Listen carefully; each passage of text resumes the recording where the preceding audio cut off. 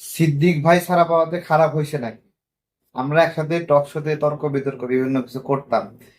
তো সেই অবস্থা থেকে, এবং সিদ্দিক সাহেব কিন্তু বর্তমান যিনি প্রধানমন্ত্রী তাকে নিয়ে অনেক বাজে বাজে বক্তব্য দিয়েছিল। তো আমার কাছে অদ্ভুত লাগে, এ কেমন সহনশীলতা! যাকে গালি দিচ্ছে সেই তার জামিন করে দিচ্ছে।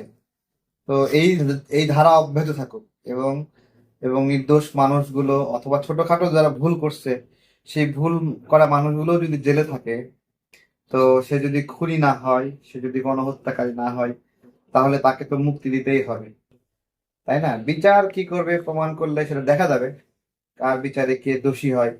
কিন্তু বিচার হওয়ার আগে যদি সবাইকে শাস্তি দিয়ে ফেলেন, তাহলে তো খারাপ না। খারাপ। একটা ব্যক্তিকে অভিযুক্ত করেছেন, সেই ব্যক্তি জেলে গেল, কি হবে? তার বিচার হবে, তাই না?